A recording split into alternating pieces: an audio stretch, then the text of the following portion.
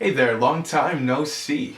My name's Key, and today I'm going to talk to you about the chakra system. I'm going to explain it in a really easy to understand basic way because the chakras might be like the most useful piece of information that I've learned. That's hard to gauge, that's really hard to gauge, but it's useful information, and I'm going to explain why that it's worth knowing. So first off, what is a chakra? A chakra is just a swirling point of energy. And everything is energy. So whether we're talking spiritually chakras, or we're talking physically chakras, or mentally chakras, energy is still moving. And so that point where the spiritual etheric body aligns with your thoughts, which aligns with your physical body, we call that point a chakra. So an example would be the most common chakra that everybody knows, whether or not you know about chakras, is the third eye, right? And the third eye, physically manifested in the physical body, is your pineal gland. Pineal gland? I think it's pineal gland, yes. Forgive me if I say it wrong. But that is an actual gland in your body. Each chakra is associated with a gland or an organ in the physical body, which is affected by a certain way of thinking in the brain, which spiritual teachers, mostly Eastern, but this chakra system is expanded throughout the planet, throughout history. You can look almost anywhere. You can look in Africa and they talk about chakras, man. You can look at China, they talk about chakras. America, they talk about chakras. Native Americans, I believe, I'm not even going to try to say it, but I feel like I'm sure that they had their own chakra system.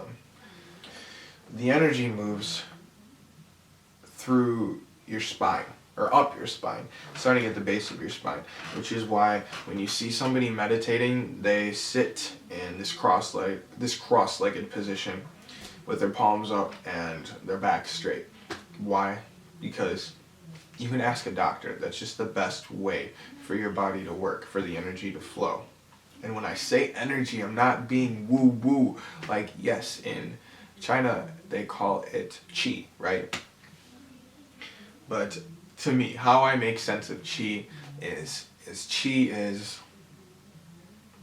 if you take all of the energy that's moving, whether it be the pattern of your blood, the pattern of the electricity that's flowing through your nerves, the pattern of the rhythms that your intestines are pumping at, or your heart is pumping at, and you put all of that together, and you think, which way are these subatomic particles moving?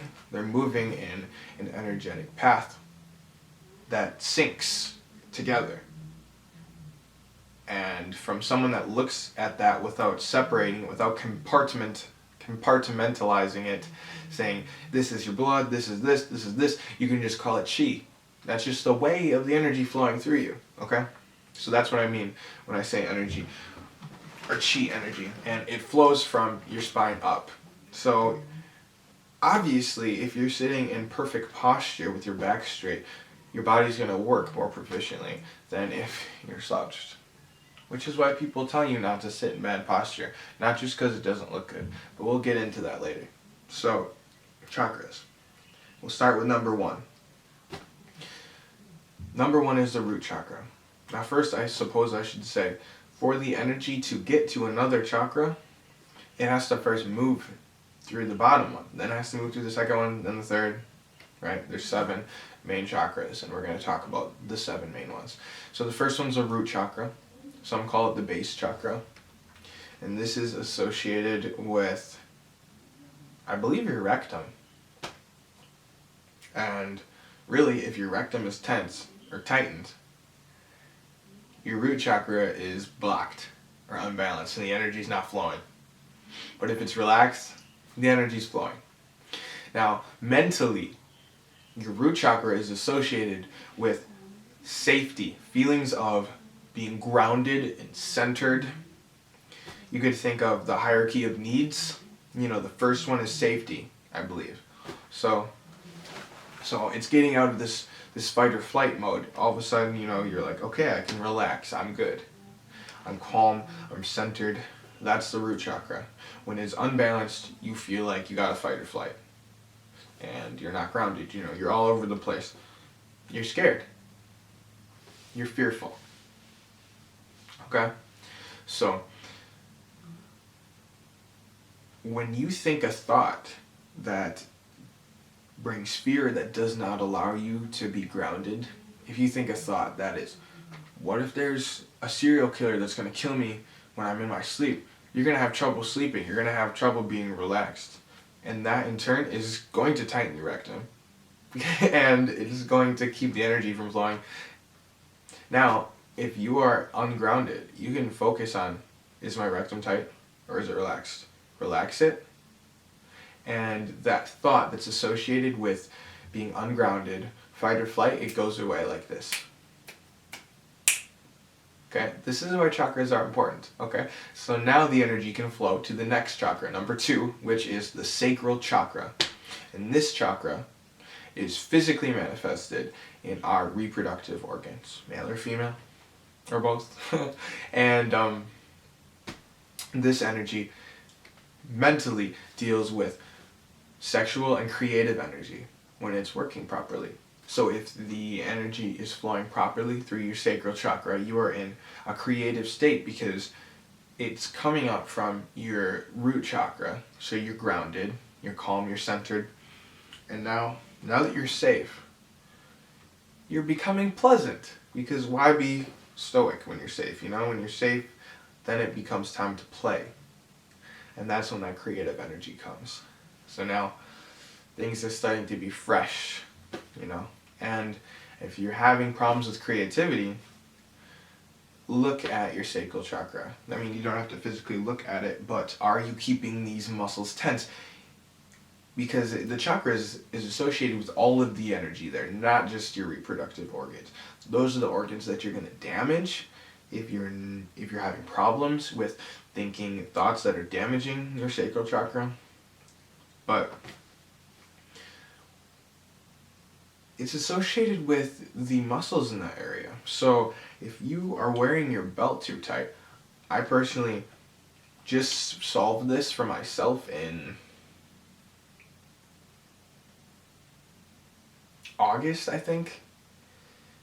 It was either August or October. I think it was August when I realized that I'd been keeping my belt on too tight for my entire life. So I went a week wearing just suspenders and no belts, and I realized instantly that the muscles there that are right where your bladder is, they were like jelly. They felt like I'd been going for a run, and how your legs feel like jelly after you go for a marathon. That's how my bladder, the muscles around it felt. And as soon as they relaxed and they came back to a healthy state, I had this new creative energy. I felt like a tiger. Now when your sacral chakra is unbalanced, when there's either too much energy in it or not enough, that's when the sexual problems start coming. An example would be if it's repressed, if you're just someone who has the belt on too tight all of the time, you're going to be repressing your sexual energy. And that's when, obviously over time that energy's got to go somewhere, and it's going to build up, and it's going to explode out of another chakra in a weird way. Or if it explodes out of that one, that's when you're going to be a rapist or a sexual molester or something like that. Or you're going to have some really weird things going on, in your head. So if it's overactive, that's just when you become this guy that has all of this sexual energy, or this girl that has sexual energy, and you're just promiscuous like crazy. So if you want the energy to flow properly, you have to stay centered. And so just be conscious of how much tension that you have in that area. Yoga was designed to affect the physical and mental bodies at the same time. So when you're doing these different poses and stretches, they're designed to open your chakras and all of the meridians and energy pathways and whatever, all this stuff that you got to learn from somewhere else. to heal your body. So it's perfectly in alignment with all of nature. And there are different yoga poses for different chakras. Some encompass all of the chakras almost, but ones where you're opening your hips. So simply the frog pose, where you would lay on your back and put your legs in the air, and you would grab your feet like this and pull your feet apart. So you're just like opening your pelvis. This is going to stretch the muscles on the inside of your hips, and that will allow you to be open, and it allows your sacral muscles to relax in that area. And you, within minutes, you'll have creative ideas coming to you. I remember when I first started delving into this, I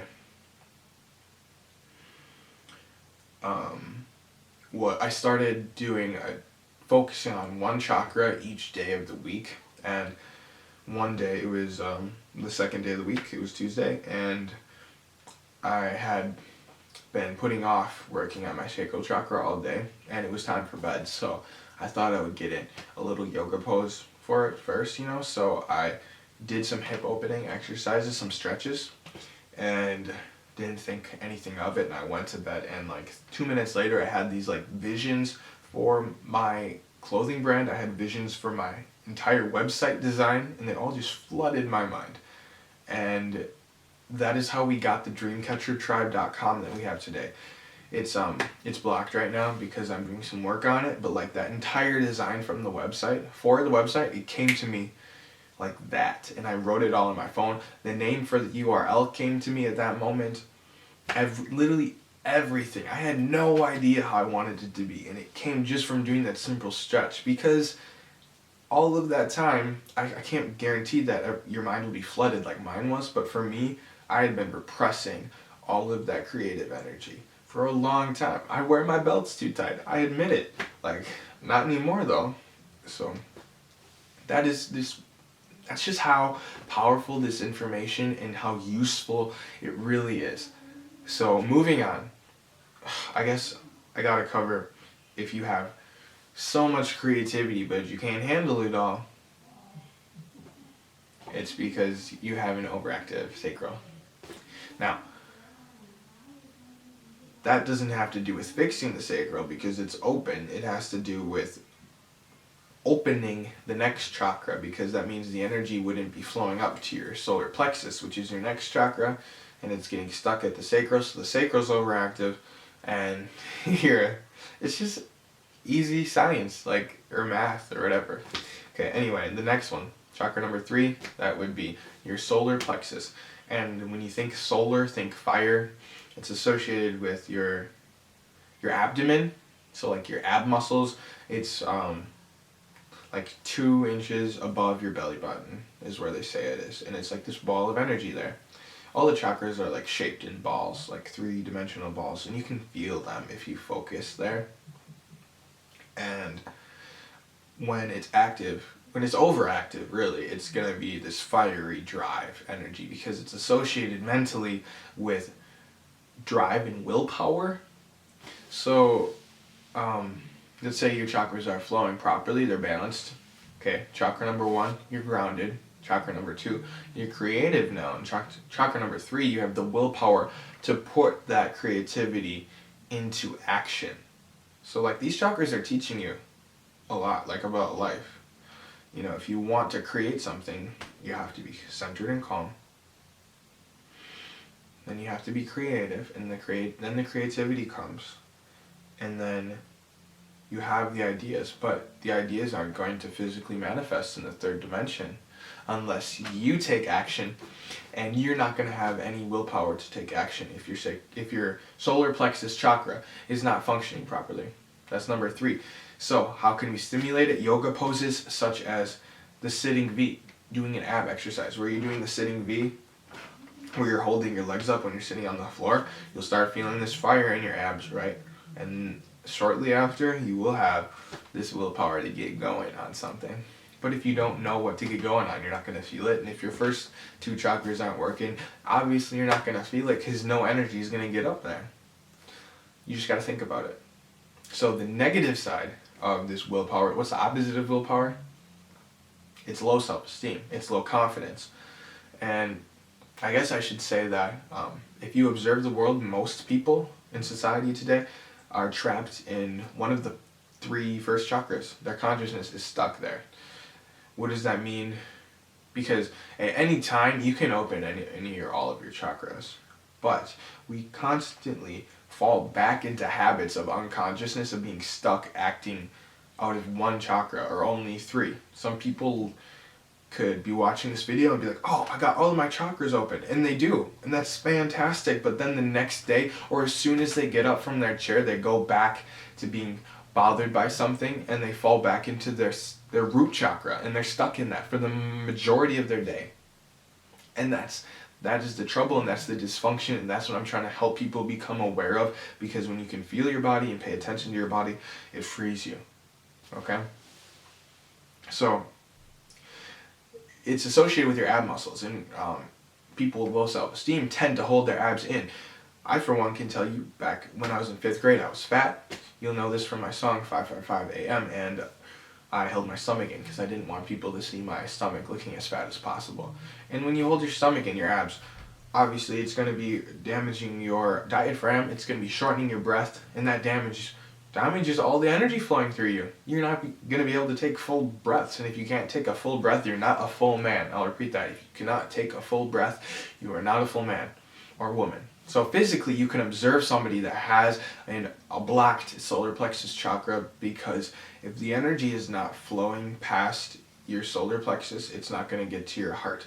Now, we'll move on to the heart, okay? So the heart deals with thoughts involving love and grief. That's the positive and the negative, balanced and unbalanced, and it's associated with your thymus gland, which is located right where when you point to me, you're tapping your thymus, and you can actually tap this gland and like hit it like this, and it will start making you feel loving. No lie, man, no lie. It's kind of weird, but anyway, if the energy from your solar plexus is not moving up, it's trapped there, or trapped below it, it's not going to get up here. And this is associated with chest muscles and your back muscles as well. So your whole center is your heart chakra, and when the energy is not getting there, because it's not getting past your solar plexus, these muscles are going to be closed in the front. Your shoulders are going to be rounded, your back's going to be rounded, and you're going to be tight in the center. And let's see what this looks like from the side, like this. Now, I'm sure you've seen this before a lot. A lot of people, like I would say like a third or a quarter of people have that posture, because we live in a society that is void of actual love. Because, well, I'll get into that later. So, just by looking at people, you can observe their state of consciousness, or the consciousness that they repeatedly remain in, because your body is a physical manifestation of your chakras, of your states of consciousness, your mind, and your thoughts. So the way that you think repeatedly over and over again, often thinking thoughts of grief and of low self-esteem, which are just often paired together, your body starts looking like this. And that's not attractive, it's not comfortable, it's sad. So by opening up yoga poses, where you're opening up your chest, and it opens these muscles, it's opening these chakras, and it's allowing that sense of love to flow back into you. It's allowing that willpower to flow back into you as well. In my opinion, the heart chakra is the most important one, because most people never get to it. They never get to experience it, or they bypass it. Now, the third eye chakra, it's in pop culture so much because it's associated with psychic abilities that people who get into, new age philosophy, often are excited about becoming more powerful. So they want to work on their third eye when the rest of their chakras are closed off. And then you start having terrifying visions, you start seeing demons, dead people, and you don't have a good time. So I don't recommend that. Like, you gotta move up one chakra at a time. And the reason that it's scary, the third eye is not something to be afraid of, but it's a bad experience for many people because they're void of love when they're experiencing other dimensions. Like, love has to come first. Like, you have to be projecting love. Like, literally, your heart produces an electromagnetic field that wraps around you like 7 feet. And people that are within that field of you, your heartbeat syncs up with theirs. Your heartbeat syncs up with people who are within like 7 feet around you. So, you are projecting this field of love around you. So please be conscious of that. Don't try to work on other chakras that are above the heart before you have everything working. Get your heart flowing, and you will feel like this window is opening. Like, when I'm grounded, there's no energy really focused on the heart, but it's like I've got 2 eyes coming out of my heart where I can almost see with my heart. And humanity is really just shifting to this point where people are waking up to their heart chakra, because a lot of people were trapped at their solar plexus like me, and bam.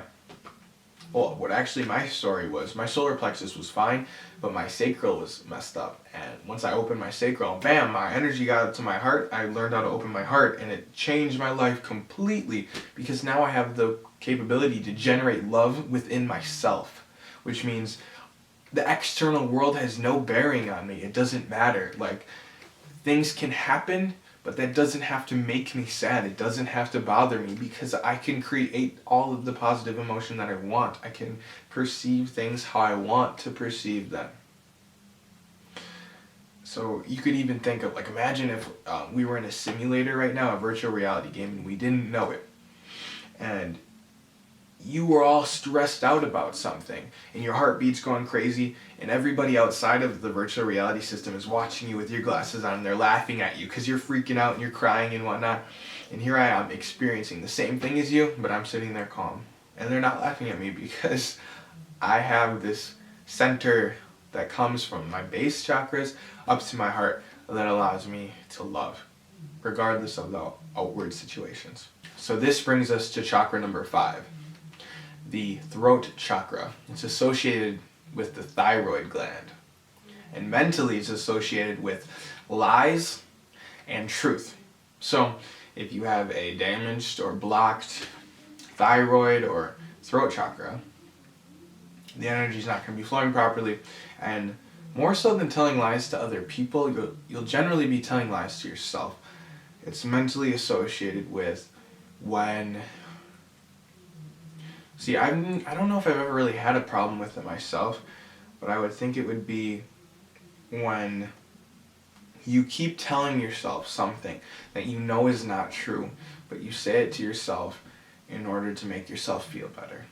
So, I mean, I could think of like a movie where somebody killed somebody and felt guilty about it, and they keep telling themselves like, if I didn't do it, they were going to kill me first. If I didn't do it, they were going to kill me first.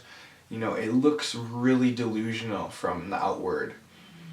And I feel like that's one that's really easy to spot in yourself. When you tell yourself lies, you're blocking the energy here. Another way that it gets blocked is in our childhood when people tell us to shut up, or that we can't express what we want to say. If you're in class, when you're young and you're talking, and the teacher's like, be quiet, you know, or something like that, you clench your teeth. It really deals with all of the muscles around where I'm putting my hands right now, around your face, your mouth, your jaw, your tongue. And you clench your teeth, and you go like that, you know, that expression that a child makes when you say, be quiet, and all of a sudden these muscles are tight. That's stopping the energy here. And actually, there's so much tension in people's face that they don't even realize it. And one way to really get rid of that tension is by opening your mouth and your eyes all the way. Shouting, screaming helps, singing helps, but simply doing that, if you do that and breathe like that, try it for a minute, I can almost guarantee that you'll start shaking and it'll feel like you're not supposed to be doing it. But really, it's just all of this energy breaking up. And it's a healing process. For me to do it now, there's no shaking. It feels completely natural. Try opening your eyes all the way and opening your mouth all the way. When it comes to yoga for healing the throat chakra, there's really not much. They have the fish pose, which is where you lay on your back and you prop your head up. So you're resting on the back of your head so your throat is extended. So regularly moving your throat around, relaxing all these neck muscles is going to help a lot if you're having trouble with the throat chakra. So when it's open, you speak truth, and if the rest of the chakras are open, think of it like this. You're grounded, you're creative, you have drive, you're coming from your heart center, and you're speaking truth. And now if I get conscious and make sure that I have all my chakras aligned, that's what I feel like I'm giving off to you right now. I'm loving, I'm speaking with love, and it's truth, and I'm speaking confidently, I'm grounded, and I'm centered. Now, once that chakra is all good, you forget about it. You forget about the rest of the chakras when they're good. You could think of the saying that when the shoe fits perfectly, the foot disappears, or the foot is forgotten.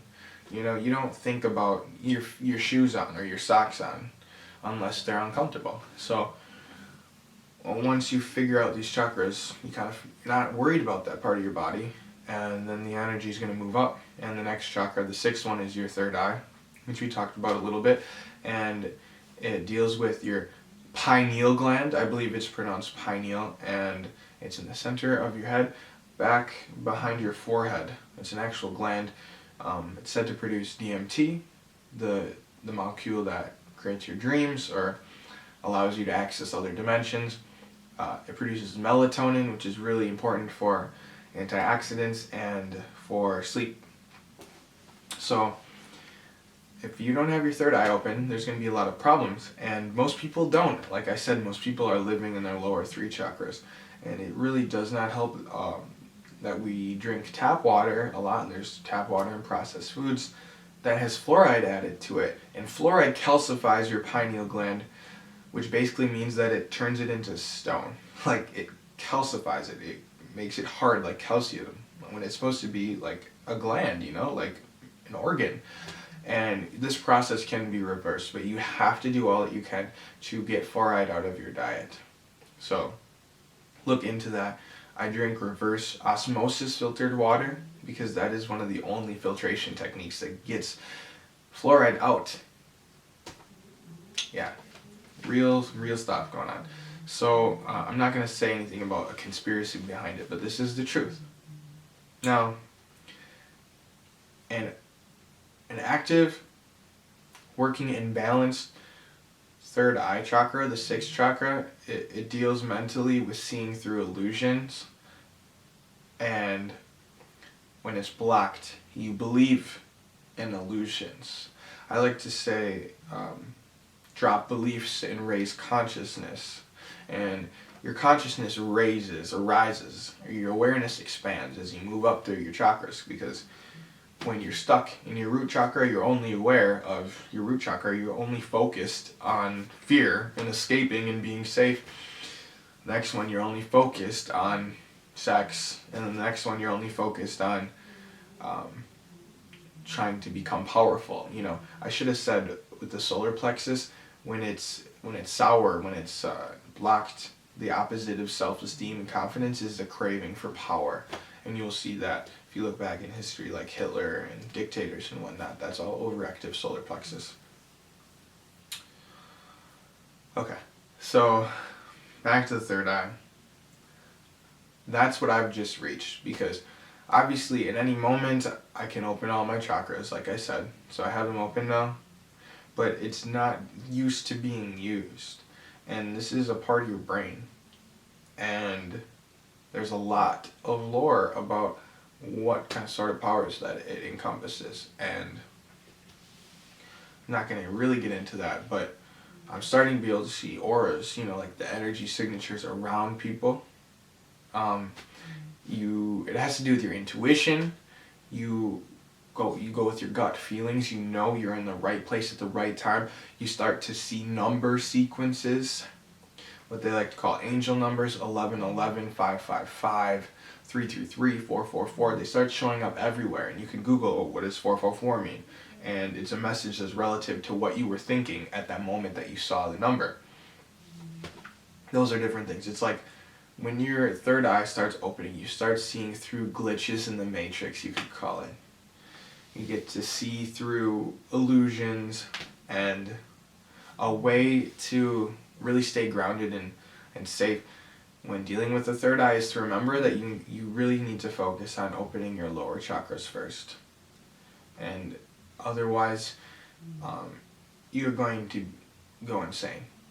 You're going to lose yourself completely, and you're not going to know what to believe in, essentially. And I'm in the place where I don't focus on believing things because I stay grounded. I'm here right now, and this is what I'm focused on. And it's easy to get swept away. Like if you start hearing voices, you start seeing entities that aren't in the third dimension, you can start giving away your energy to them. Like they can scare you, right? And that won't happen if you are grounded, feeling safe, and if you are moving from your heart. If your heart chakra is open, you're loving. And then when you move up to the third eye, there's no fear involved in it. And it's just the positive side of it, which is awesome. And within the third eye is like the seat of our consciousness, which allows us to move our consciousness out of our body, astral project, go anywhere in space and time that we want. Because while your third eye is closed, you've forgotten that we're not trapped here. Think lucid dreaming. Have you heard of lucid dreaming? It's this amazing technique where you can program your dreams and have a dream that feels as real life, but you can experience anything that you want, have all the unlimited power that you want. You want to live in the Star Wars movie? Bam. You want to create your own life? Bam. There are people who speak of being able to continue a second life when they go to sleep, to the point where one is not more realistic than the other one is. When the third eye is open, that is what you have. That's the type of experience you have, where you can go, whether or not you want to call it real. What is reality? Reality is what you experience. And if right now I could close my eyes, turn my body into a sleep state, and go out into a world that I'm creating with my mind or generating programming, saying, make up this Star Wars universe world, Star Wars for example, and put me in a storyline. People can do this for real in lucid dreams and have me live it at any moment and go anywhere, experience anything. How powerful would that be? How differently would people live? There would be no need for fear, because what makes this life more realistic than that? And what would make you think that those things that you're experiencing are being projected from this body? Why isn't this body being projected from those experiences? People, we are inside of a matrix. We're inside of this matrix of belief systems and distractions that make us forget and make us believe that this is it, that we're stuck here. And when you open your third eye, that's just the brink, that's just the beginning of starting to see that there's more to life than this. And that's what the movie The Matrix was modeled after. And that's what all mystic schools teach. That's what Buddhism, that's what Nirvana, that's what Hinduism, that's what enlightenment, the high states of enlightenment are. But we are here out of intention. We came here for a reason, to experience this. So dive deeply into it, and it is okay to not go and explore the other worlds, because those can wait. Time is relative. You're here to learn what you're here to learn. But you can learn that in other places, in other worlds. So that's just the start of the third eye. Then next, so I guess I'll talk a little bit more about how I'm just reaching it, because I've been just zooming through my chakras lately. Like August, bam, opened my sacral. My solar was good, so I moved up to my heart, opened my heart, and bam, now the energy, I feel the blockage is at my third eye, and it's becoming stimulated, and things are changing, and it's beautiful. And then you finish with the crown. And I'll let you look more into what happens when you're all balanced, when you reach your full potential as a human being. But because I'm not going to tell you what to believe, I'm just telling you my perspective on things, and you can take it as you will. But since these things have entered your consciousness from watching this video, you're going to start to notice the truth in what I'm saying. Anyway, when your third eye is healed, and that will take an extremely long time because the pineal gland is an organ that we don't use it at all. It's calcified in most people. Like, you cannot just meditate and go from turning a rock in the center of your brain into a working organ. So there are yoga poses, there's meditations for opening the chakras. But overall, it's just practicing healthy thoughts. And the simplest way is to ask yourself, right now, am I moving out of love, or am I moving out of fear? If you're moving out of fear, you're in the process of closing your chakras. If you're moving out of love, you're in the process of opening them and healing them and balancing them. And that brings us to the final chakra of the 7, the crown chakra.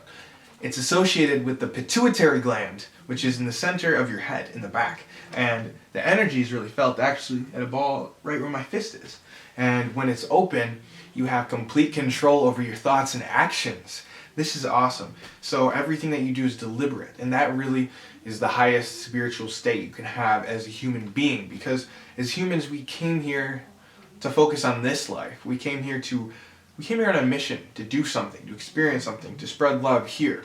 So you want to be grounded in this body if you want to be here, or maybe you want to be torn between 2 different lives and 2 different universes, I don't know. But I'm here, so I want to be in this body, grounded and in control of all of it. And you'll notice that if you lay down and you're trying to meditate and you have thoughts coming up, if you relax all of your muscles, you focus from your toes to your head and relax every muscle, the thoughts go away. A thought comes up, oh, I'm tensing my face. Release it, it's gone. That is how you become deliberate, and that is Zen. Zen is intimacy with the moment, meaning you are doing everything deliberately and you are focused on what you're doing as you do it. So that is the 7 chakras. I hope that you learned something, and I hope you find this helpful. And let me know if you have questions more about a specific chakra, and I'd love to give answers. And God bless you on your journey.